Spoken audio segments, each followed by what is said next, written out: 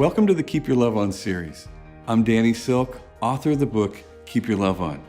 I've spent the majority of my life working with people in all kinds of relationships, with couples, families, and even with CEOs of major companies.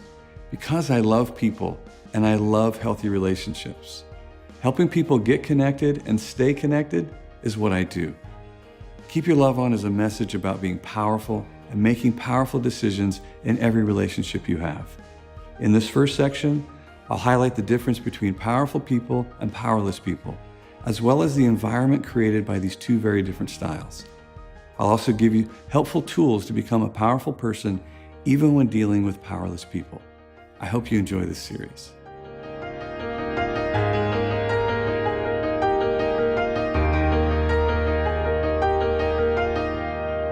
I want to start with talking about powerful and powerless people. One of the essentials to learning how to have a healthy relationship is understanding that you are a powerful, responsible person. And as long as you will engage that, then you have much more success in creating one of the basic functions of a relationship, and that is to connect with this other person. But when you step away from being a powerful person, you begin to give yourself permission to be irresponsible. You begin to give yourself permission to end up shifting the responsibility to somebody else because you're not powerful. If you look at some of the most basic of relationships, such as a relationship with God, we know that the movement of God towards us as somebody that he loves and somebody that he desires relationship with is found in the language of, I choose you. You didn't choose me, I chose you. Now, what that does is it puts responsibility into the power structure of a relationship. When God himself is saying, I choose you, nobody's managing his side of the relationship but him. In turn, the question would be, do you choose me? And that's what forms a bond. That's what forms a relationship, is we have two powerful people at work.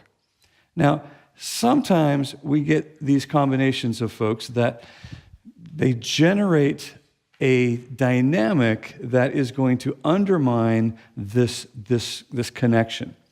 Now, to begin with, sometimes we end up with powerless person meets powerless person. Two powerless people. When you get two powerless people in a relationship, the anxiety dynamic increases tremendously because neither person feels responsible for anything that's happening. No, I'm not responsible for what's happening. You're responsible, and the other person's doing the same thing. And so now my job isn't about managing myself towards you. The problem is now, how do I get you to do what I want you to do so I can be happy? So when powerless meets powerless, we end up with a controlling relationship. We end up with two people who are trying to control each other. Neither one of them are working on controlling themselves. And then we have the option of a powerful person meets a powerless person. Now, the powerful person believes that they're responsible for themselves and what they bring to the relationship, but they also believe that they're responsible for the other person. And the other person believes that too. The powerless person believes, you are responsible for my happiness, you're responsible for my misery, you're responsible for everything. You're responsible for yours and mine. And now what we begin to produce is a dependent relationship. Now we've created someone who will take the blame for the other person's irresponsibility and somebody who will really try hard to make that other person happy, which is impossible. I don't control your happiness. I don't control your happiness. I don't control your anger. I don't control anything about you. But people who are in a relationship where one person is powerless and one person is powerful, they feed the dynamic of, I'm the only one responsible for the two of us. But when we have powerful meets powerful, now what we have is two individuals who have decided, I will manage me, and I will respect your choice to manage you. I will move towards you. I will choose you. I require the same from you. I require you to manage your half of us, while I will manage my half of us. You can hear the voice of powerful and powerless people. Powerless people are in kind of a I'll try mode. I'll try. Well, are you going to do this or not? Well, I'll try to do it. I'll try to. I mean, imagine the preacher's got the couple in front of him. Do you promise to do this and to do that and to do this and to that? And there's a big hearty, I'll try. Yeah, I'll try. Yeah, that doesn't work at all. That is asking for permission out of responsibility. A powerless person is also going to have to do everything or can't do something. I have to. Well, I guess if I have to, well, I have to do this. I have to cook dinner. Well, I have to take care of the kids. Well, I have to go, I have to go spend time with my whoever. Okay, well, if you have to, then that means something is pushing you. Something is in charge of you besides you. When you can't do this or you can't do that, it means something out here is more powerful than your can do. So the powerless person their very speech is describing what they believe to be true. The powerful person, the powerful voice is the I will, I can. I will do that. I can commit. I not only can commit, I do commit. I commit myself to choose you. I commit myself to do things that I may not feel like doing, but they're part of the agreement of taking care of this relationship. I will, I can. I don't have to do anything. I choose to do it. There isn't some force, there's no external force that is making me do my life. I'm making choices to take care of our relationship. I'm making choices to clean up my relational messes. I can and I will. We went through a lot of this material before we got married, and then sitting here today, 4 months into our marriage, hearing it again, it's easy to see, how that really set us up for success, I think. One thing that I love about Danny Silk's curriculum is the powerless and powerful people, and I just really think how important it is to take responsibility for your side of things, and that just really resonated with me because I can sometimes pull back, and so to just always know that the right thing to do, the godly thing to do, is to keep going forward and knowing that my choice, no matter what happens, no matter what my circumstances are, is to go forward and love you how I promised I would love you.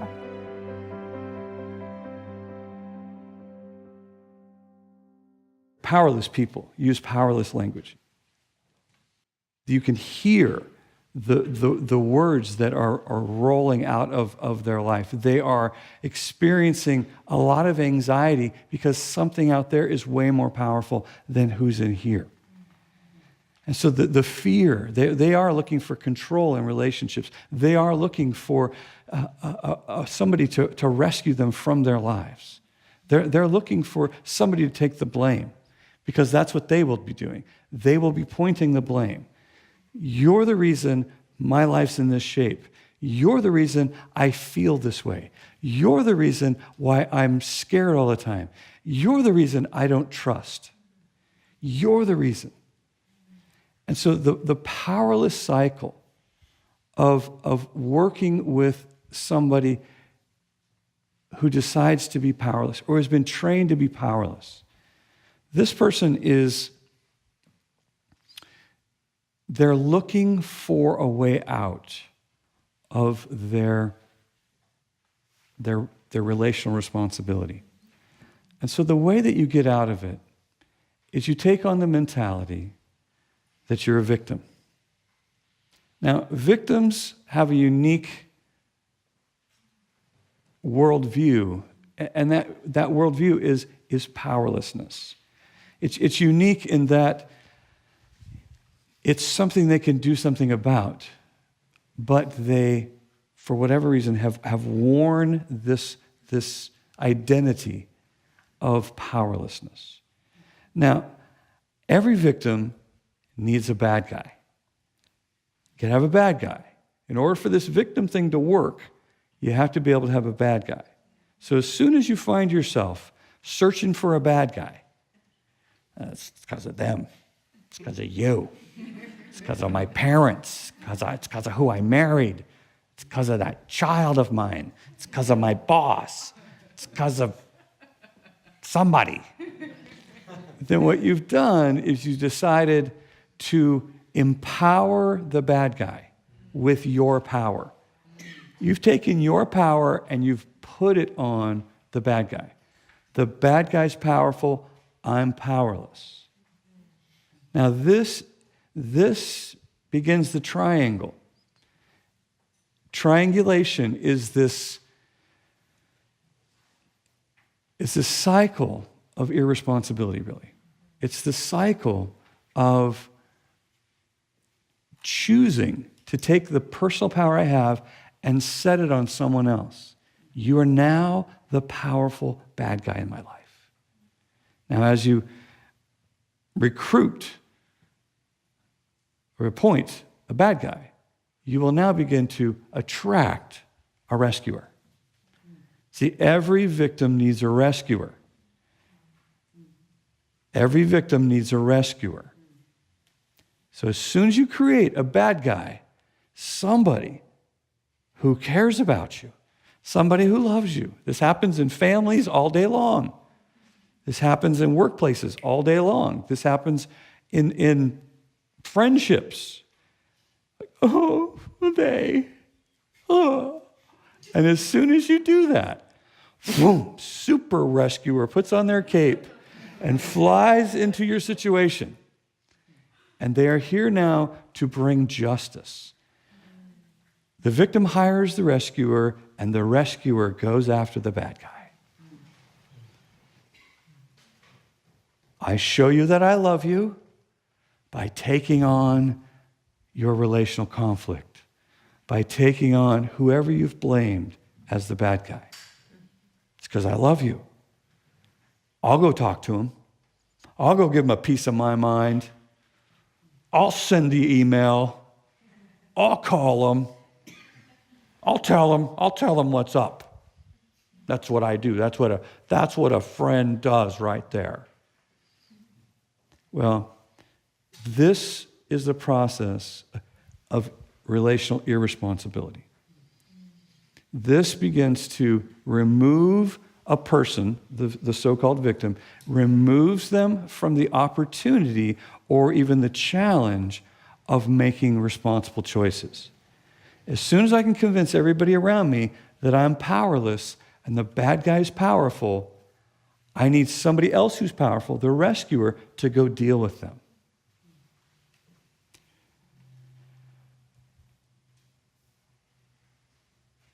There are no bad guys. All right? There's people I have conflict with.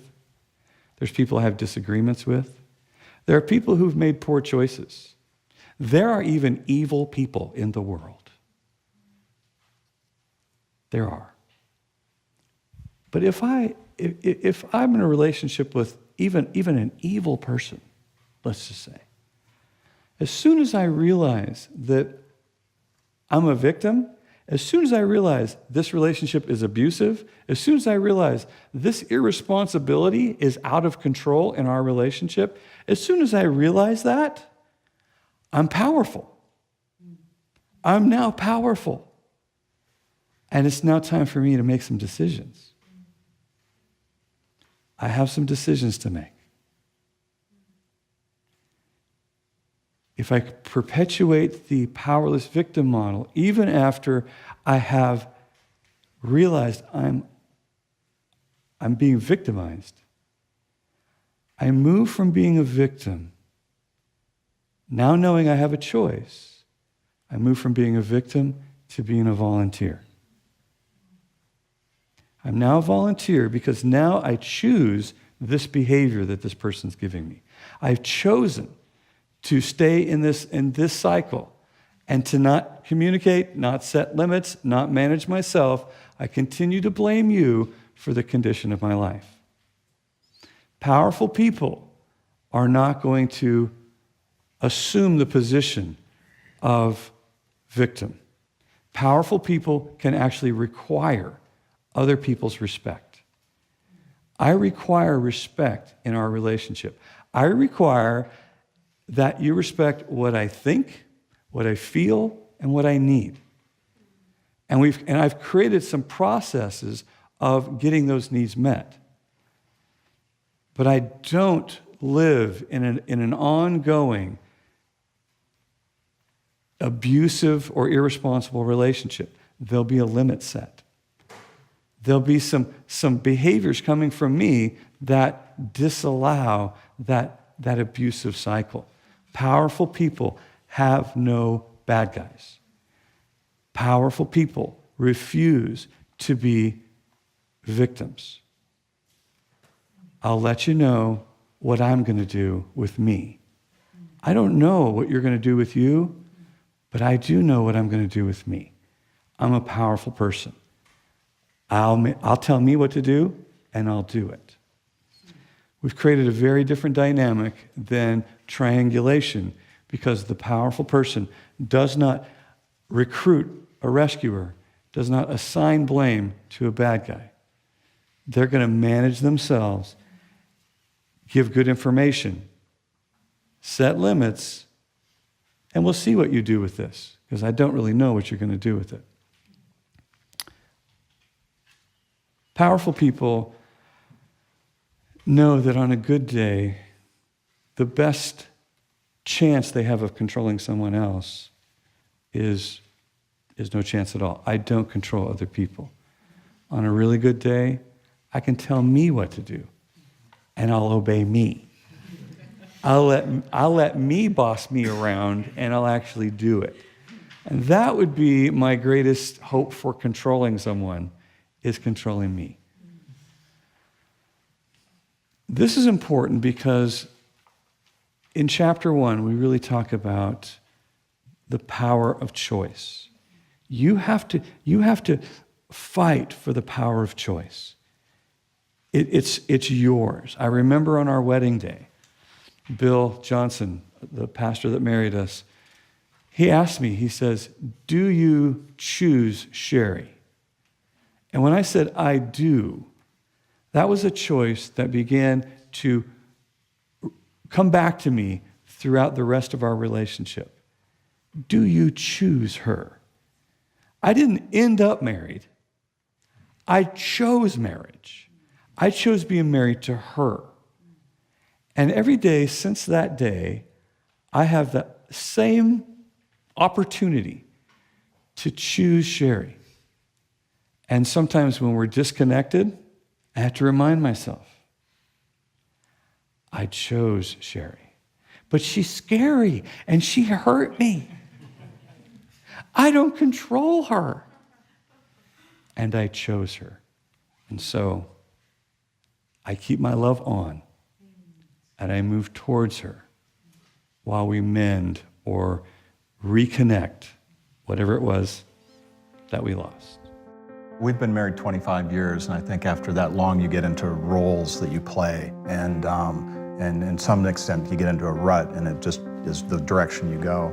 So I think some of the material that's presented just changes that. There's a different view, a different kind of mental model to look at, and the thing that I'm trying to bring first is those points of connections. I want 10,000 points of connection. And a lot of that's changing how we communicate too, not just the cliche and not just the fact, but actually looking for every opportunity to have another point of connection in a feeling or emotional level. A lot of it was really being empowered to take responsibility for what's going on. You know, it's easy to, when things happen, to think, oh my gosh, you know, either fix blame or to explain it away, when really you have more power in how you react to certain situations. I think that was a very important part.